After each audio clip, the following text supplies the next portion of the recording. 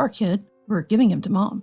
Can you imagine how happy she'll be living with her grandson every day, even if he's sick?"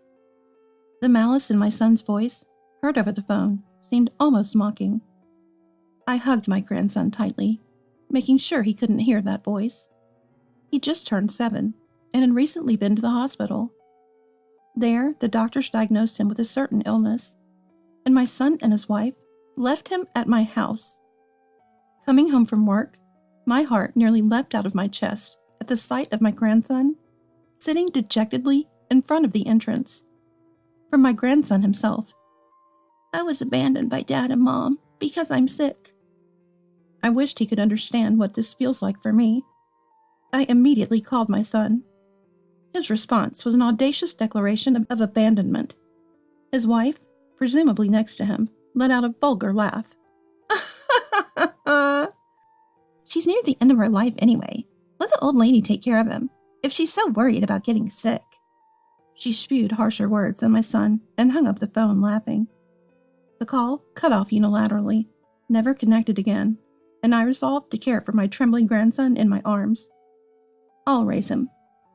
First off, my name is Scarlett.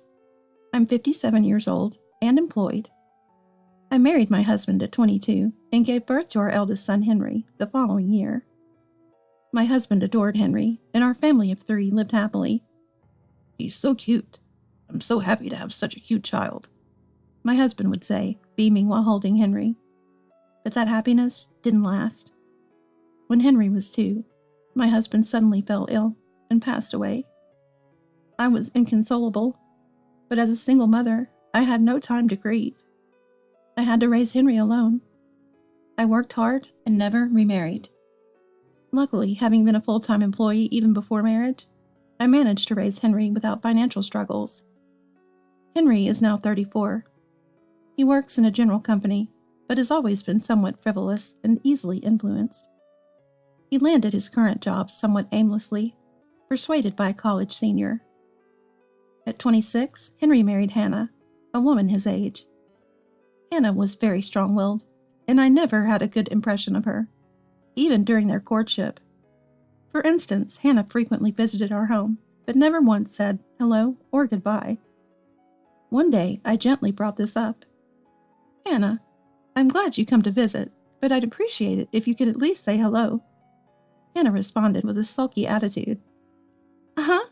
Why should I say that? I'm a guest. I'm doing you a favor by visiting. It's really annoying to be told what to do." I was taken aback by her defiance. "And Henry?" "Mom, don't be so stiff," he would say. I thought it was common sense to greet when visiting someone's home, but apparently it didn't apply to Hannah. Henry seemed completely under the dominant Hannah's influence. After Hannah left, I reiterated my earlier point to Henry. "Just let it go." He dismissed it. Because of such incidents, I had a poor impression of Hannah. Of course, I repeatedly told Henry to be more responsible. The 2 of them rented an apartment after marriage and lived near us. The following year, they had their first son, Noah. He was my first grandchild. Children grow up so fast, and Noah soon turned 7. One day, as I was returning from work, and my house came into view, I noticed someone sitting at the entrance. Who is that? As I got closer, I realized it was Noah. I hadn't seen my son, his wife, or Noah recently due to my busy schedule, so I was surprised and delighted to see him after such a long time. "Noah, it's been a while. What are you doing here?" As I called out to him, Noah slowly looked up and met my eyes. "Grandma?" Seeing Noah's face after so long, I was speechless with shock. Parts of his face were pale and blotchy, and his eyes were red and swollen, as if he had been crying. I tried to stay calm and invited Noah inside the house. And then, "Noah, what happened? Can you tell Grandma?" I asked gently. Noah nodded and began to speak slowly. "You see, I got the skin disease. I forgot its name because it was complicated, but they said it's a rare disease." My heart ached seeing young Noah's trembling lips and his face turning pale. "A rare disease? Is that really what they said?" "Yes, since I got this disease, Mom and Dad stopped looking at me. Today they brought me here, in front of Grandma's house, and told me to wait for you. Then Mom and Dad left. Shocked by Noah's story, I hurriedly called Henry. To keep Noah from hearing the conversation, I had him stay in the living room with the juice, while I moved to another room. Henry, I heard it from Noah. How could you leave him in front of our house without telling me? What were you thinking? Ah, Mom's back. Yeah, Noah. He's got this rare disease called simplex pityriasis. It's a real hassle, you know. Simplex pityriasis. I remember hearing that name before. It had been featured on TV once. I'm sure it was a skin infection. If I recall correctly, it's a skin infection common in children, not a rare disease. Is that a rare disease?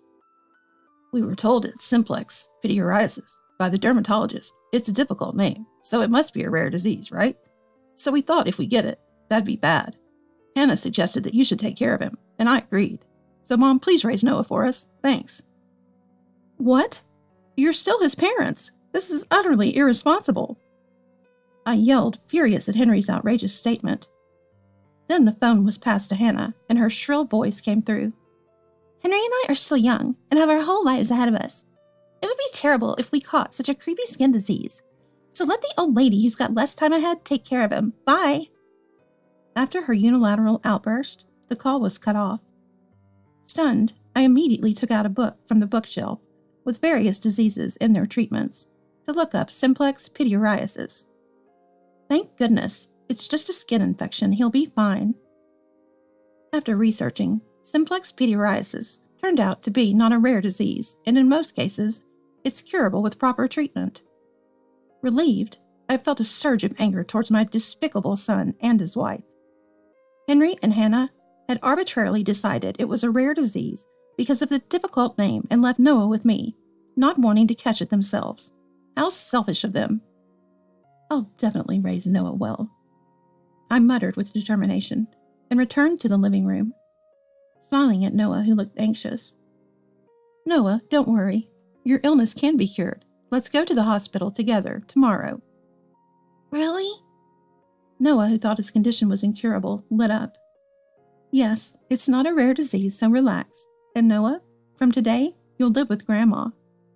It's okay. I'll make sure you're happy. Let's live together happily. Noah seemed a bit confused, but eventually nodded. Thank you, Grandma. He showed me a smile. Years passed, and it's been 9 years since then. I turned 66, and Noah is now 16. During these 9 years, there was no contact with my son and his wife. Noah, now in his teens, doesn't talk much, but he's grown into a kind boy who sometimes cooks meals. Having retired, I support Noah with my pension and retirement fund. One day, my son and his wife, who disappeared 9 years ago, suddenly showed up at our home. What do you want now, after all this time? I confronted them coldly at the entrance. After 9 years of silence, how dare they show their faces? Yeah, we saw that TV show the other day. Amazing Noah. To think he can earn so much money at his age. Apparently, they had seen a recent TV interview titled Teenage Genius Inventor. Hannah standing beside Henry. Getting patents and all. Really amazing, right? So rich now, huh? She said with a sneering smile. Yes, Noah is skilled at inventing and recently obtained a patent. Their attitude made it clear they came today, thinking Noah had made money from his patent. These two didn't show any concern for Noah, only talking about how rich they thought he had become. What a despicable couple they still are. Then Noah appeared behind me. He must have heard our conversation. Hey Noah, we've come to get you. A son is still a son, even if he's suffering from illness. Let's live together again with Dad and Mom. Henry's exaggerated behavior seemed forced. To this, Noah coldly replied, Who are you? Noah, now a high school student, was old enough to understand. He must have realized from the conversation that his parents were only after money and had no affection for him. The son and his wife seemed surprised by Noah's indifferent attitude, but quickly recovered and started talking about various things. And then, Noah has a disease, so his life will be very difficult. That's why Hannah and I will support him, Henry declared. What? You abandoned me? And now you're acting all high and mighty? Don't start acting like a dad now. Noah, having listened to them for a while, clicked his tongue in disgust and laughed it off. I was astounded that they still believed Noah had a rare disease. His skin condition had completely healed by now. Henry and Mrs. Hannah, you've been mistaken all this time. Noah doesn't have a rare disease. Simplex pityriasis is a common skin infection in children. Noah recovered completely in about a year. My explanation left my son and his wife speechless. Then Henry suddenly changed his tone. We were deceived. This is a joke. Why didn't you tell us such important information? He yelled. Following him, Hannah also. You were kidnapped by this old lady. She took you for 9 years. Get back our child. You kidnapper! Shouted Hannah. Despite their noisy ranting, Noah calmly took out his mobile phone from his pocket and called the police. The police are on their way. Also, just to clear up any misunderstanding, getting a patent doesn't instantly make you rich. It only starts to pay off when businesses use the technology. And then I receive royalties. It's not some groundbreaking discovery, nor a widely used patent, so it's not likely I'm rich. All the money I've received so far has gone to cover materials, so I don't have any money. After Noah explained this, the couple turned red with anger. What the hell? Then why did we come here? They exploded in fury. Seeing this, Noah sighed. I don't know. You came on your own, and now you're angry for no reason. Just go home. Noah laughed, to which Henry exclaimed, Don't be so insolent. Henry's fist was clenched, ready to strike Noah, but I quickly stepped forward. Just before Henry could hit me, a loud male voice called out, Stop it! It was a police officer outside the window. Seeing Henry's aggressive stance, they had moved in quickly. Another male officer quietly entered from the front door, stepping between us and Henry. Henry swung his clenched fist, laughing as if nothing had happened. Then to Noah, Don't get cocky just because you're an inventor or something. Live with your grandma forever. He spat out these words and left. The police asked about our well-being, to which we replied we were safe. After explaining the situation to them, they advised not to let my son and his wife into the house again, and I nodded in agreement. The police reassured us they would help if anything else happened. After the police left, worried about Noah's mental state. Are you okay? I asked. Even though he acted tough, being treated like that by his own parents must have hurt. But Noah said, It would be a lie to say I'm not shocked. I thought I knew my parents were the worst for abandoning me after misinterpreting a doctor's diagnosis as a serious illness. But I never thought they were both that stupid. Thinking I'd be rich just because of a patent? Spouting nice words? Did they really think I'd agree to live with them again? He sighed deeply, clearly displeased, and ruffled his hair. But the next moment, he narrowed his eyes and looked down at me. More importantly, Grandma, why did you try to protect me when I was about to be hit? I'm already 16 and bigger than you. I don't need protection. Noah told me this with an exasperated tone. I couldn't help but feel the same. What are you talking about? No matter how old you get, you want to protect your child. It's not about how big you are. I answered him seriously, and Noah groaned in a low voice before turning his back. I'd hate it more if you got hurt, he said awkwardly, and went back to his room. It seems he was worried about me. I felt happy, realizing Noah had grown up to be kind. After that, I immediately contacted a certain person. A few days later, I, along with that person, went to the house where my son and his wife now lived. As I rang the doorbell, Henry lazily opened the door, and was shocked to see me and the person beside me. John? Why? The person next to me was Henry's friend, John. Startled by Henry's voice, Hannah also came from the back. Mr. John? Her face turned pale. Ignoring me, the couple trembled at John's visit. It's been a while, Henry and Hannah. John spoke, and Henry with intense curiosity asked, How did you find this place? I answered Henry's question. When you came to our house the other day, you were bragging to Noah that you now live in a house in Portland. I didn't miss that. What? But how did you know exactly where we live? We didn't mention the specific address, Henry said in a panic. Right. That's why I hired a private detective to locate your address. Private detective? That's unfair. It's no different from stalking. Then you were easily found. That's why I contacted John, and the two of us came to see you today. It's cowardly to use a public trust. It's no different from a stalker. Henry screamed, but John glared at him. I have no sympathy for scammers. More importantly, Henry, Hannah, I want my money back. John's firm voice filled the room. At his words, the couple shuddered in surprise. Yes, John, a friend of Henry, had lent them money. I learned about this fact after my son and his wife had disappeared. John came to my house, saying he had lent them money, but couldn't contact them anymore. He thought they might have returned to their parents' house because they were struggling, so he came to ask. He had asked me to contact him if I found out where they were. You two, John said you borrowed $5,000 from him, saying Noah had a serious illness and you were in dire need of money. You exploited his sympathy. My words made the couple look down, trembling. It's not just John. You borrowed money from many others, using the same story. And when repayment became difficult, you abandoned Noah and disappeared without paying anyone back. You've exploited people's kindness and done something truly despicable. No, but we really thought Noah had a serious illness. That's right. We borrowed the money because we believed that.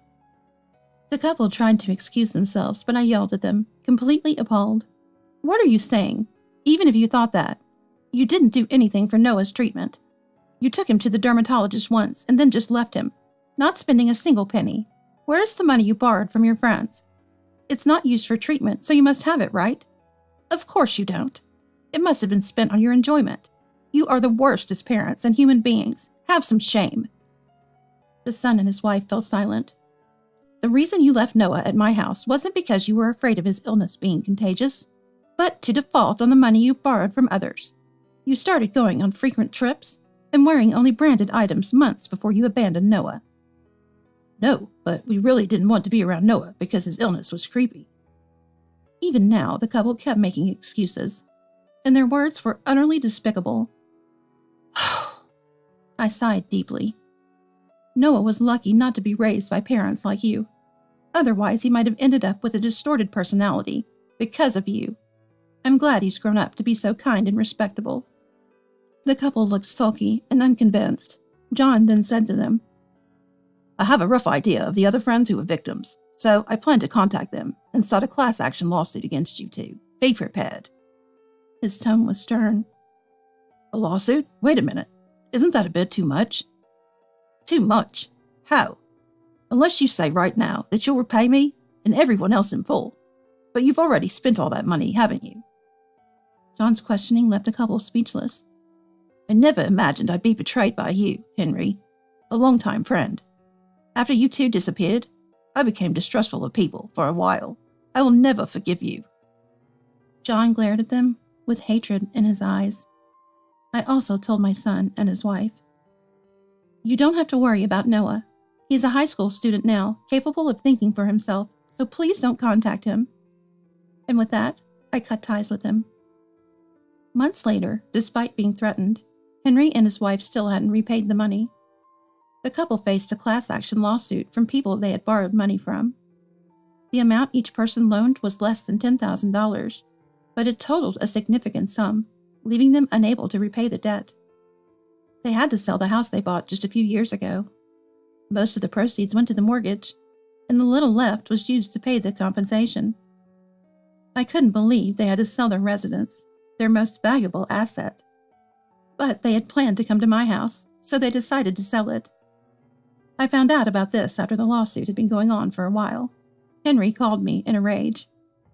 Mom, hey, our house is gone. What's going on? I sold it. Just like the for sale sign says. You can see that, right? I had decided to sell the house and land even before they faced the lawsuit. The real estate agent advised that it's better to demolish the house and sell the land as vacant plots are harder to sell these days. Following the advice, I demolished the house and sold the land quickly due to its good location. I used the money for moving expenses with Noah. Noah was attending a high school quite far from our old home, and the commute was long, so we moved closer to his school. After explaining this, Henry started shouting. What? Where are you living now? We sold our house and have nowhere to go. We plan to live with you, so give us your address. I won't tell you. One of the reasons I sold the house and land was to cut ties with you. I won't tell you where we live now, and I'm going to block your number, so don't contact us ever again. That's too harsh. Behind a stunned Henry, I could hear Hannah's voice filled with despair. The ones who are harsh are you two. It seems like you haven't reflected at all, but you should take some time to think about your actions and reflect. That's all I can say as a parent. Goodbye. With that, I hung up the phone and set it to block their calls. My estranged son and his wife eventually found an old apartment to live in, but it seems they're having a tough time. Afterwards, I consulted the lawyer, hired by John, and reconsidered my relationship with Noah. Until now, I had raised him as a substitute parent, being his grandmother. However, now Henry and his wife's presence was having a negative impact on Noah. So I thought about becoming Noah's parent legally, adopting him as my son. If recognized, I would need to split my inheritance between Noah and Henry when I pass away. This would be an effective way to prevent Henry from taking everything. I decided to confirm Noah's feelings. Noah, I'm thinking about adopting you, not just as grandmother and grandson, but legally as mother and son. What do you think? Of course, I want to respect your feelings. After my question, Noah was silent for a while. Yeah, I want to be officially your son. He smiled shyly. Having confirmed Noah's feelings, I contacted the family court with the help of the lawyer. Due to Henry and his wife's deplorable actions, the adoption was approved relatively easily. Noah, being 16 years old, must have also played a significant role. Noah and I successfully completed the adoption process. Although Noah is still in the midst of adolescence, I was very happy that he chose me over his biological parents. Noah, skilled in inventing, continues to take on various challenges, and I enjoy a peaceful life, looking forward to his growth.